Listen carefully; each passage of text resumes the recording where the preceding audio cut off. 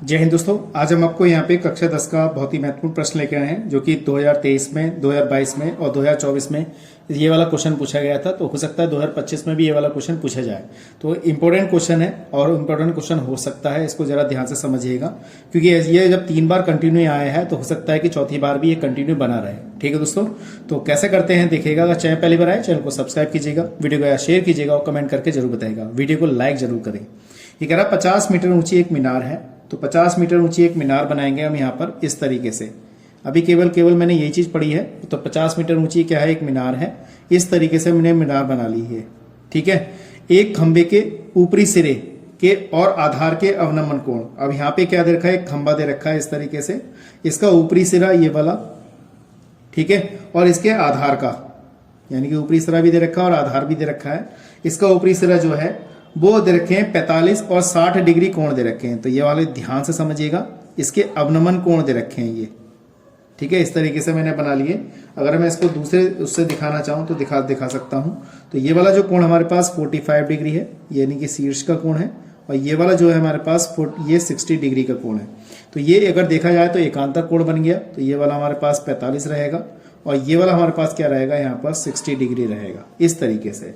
तो हम इसको हम यहाँ पे सॉल्व करेंगे। ठीक है, ये चीज आ गई। उसके बाद कह रहा है खंबे की ऊंचाई बताइए, खंबे की ऊंचाई कितनी है। तो यहाँ पे देखिए एक खंबा जो है हमारे पास, इसकी ऊंचाई ज्ञात करा रहा है। तो इसको हमने h मान लिया यहाँ पर। अब देखिए अगर ये वाला भी हमारे पास h है और वो कह रहा है इस मीनार की ऊंचाई कितनी दे रखी थी, हमारे पास 50 दे रखी थी। तो यहाँ से यहाँ तक कितनी दे रखी थी, 50 मीटर दे रखी थी। तो इतनी ऊंचाई कितनी हो जाएगी, ये ध्यान से देखो। तो यहाँ लिख देंगे इसे 50 माइनस h, क्योंकि बड़े में से छोटी दूरी घटाते हैं। तो 50 माइनस h हो जाएगा। इस तरीके से मैंने लिखा। अब इसकी हम क्या लिखेंगे यहाँ पर, इसको हिसाब से लिख देंगे यहाँ पर। तो ये हो जाएगा हमारे पास, ये a मान लो यहाँ पे a, ठीक है। ये वाला हमारे पास क्या हो जाएगा, b हो जाएगा। ये हमारे पास c हो जाएगा और ये हमारे पास d हो जाएगा और ये हमारा e हो जाएगा। इस तरीके से हमने ये बिंदु मान लिए और आराम से इसको सॉल्व कर सकते हैं।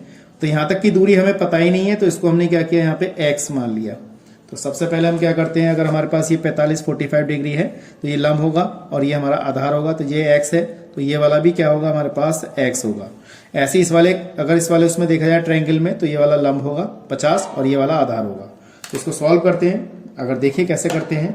अगर इस टाइप के सवाल अगर आपको चाहिए तो चैनल को सब्सक्राइब कर सकते हैं, वीडियो को शेयर कर सकते हैं और कमेंट करके जो बता सकते हैं। ठीक है दोस्तों, तो सबसे पहले इस वाले ट्रायंगल की बात करते हैं। तो त्रिभुज हमारे पास क्या है, ACE में, यहाँ लिखेंगे ACE में, ये हो गया हमारे पास। ठीक है दोस्तों, तो हमारे पास क्या है, तो यहाँ पे लिखेंगे tan 45। तो यहाँ पे लिखेंगे हम यहाँ पे tan 45 डिग्री बराबर लंब बटे आधार। तो लंब कितना हमारे पास 50 माइनस h और आधार कितना हमारे पास x है।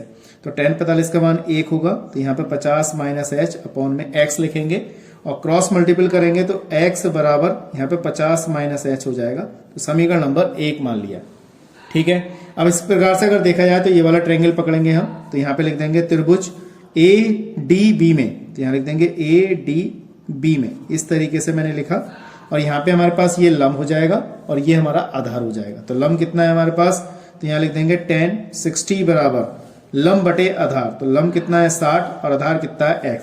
तो tan 60 का मान अगर हम देखें तो कितना होता है, tan 60 का मान होता है हमारा √3। तो यहाँ लगा देंगे √3।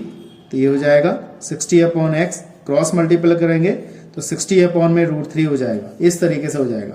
अगर इसकी वैल्यू पहले ही निकाल लोगे तो 60 अपॉन √3, तो इसका परिमेयकरण कर लीजिए। √3 अपॉन 3 से ऊपर नीचे परिमेयकरण कर लिया तो x बराबर 60 √3 अपॉन में 3 हो जाएगा। तो 3 दूनी 6। तो x का मान कितना आ गया, 20 √3, यहाँ पर इतना आ गया। और ये हमें कितना दे रखा था, मीटर में। तो x की वैल्यू कितनी आ गई, मीटर में 20 √3 आ गई। अब सवाल में कह रहा है कि इसकी ऊंचाई ज्ञात करिएगा। सवाल में कह रहा है इसकी ऊंचाई ज्ञात करिए। तो हमारे पास समीकरण नंबर 1 है ये वाली, यहाँ लिख देंगे समीकरण 1 से। तो यहाँ लिखेंगे x बराबर 50 माइनस h। x की वैल्यू कितनी है, 20 √3 बराबर 50 माइनस h। इस तरीके से लिखेंगे। तो हमने इसको लिखा। अब ये इस वाले h इसको उधर भेज सकते हैं। तो 20 √3 माइनस के 50 माइनस h हो जाएगा। अब माइनस चिन्ह कॉमन निकालोगे तो यहाँ हो जाएगा 50 माइनस का 20 √3, इस तरीके से हो जाएगा। ठीक है, तो ये बात ध्यान रखिएगा, इस तरीके से हम लिख सकते हैं। अगर चाहें तो √3 का मान लगा सकते हैं अगर इसमें वैल्यू दे रखी हो तो, वरना आप अपना आंसर यहाँ पे भी छोड़ सकते हैं। ठीक है दोस्तों, तो ये भी हमारा क्या है, इसका आंसर है। तो मैं समझता हूँ यहाँ पे इसके 6 नंबर जो है हाई स्कूल में पक्के हो जाएंगे अगर जो इसको इस तरह करके आएगा। तो ऐसे ही सवाल जो है आपके बोर्ड एग्जाम में पूछे जाते हैं।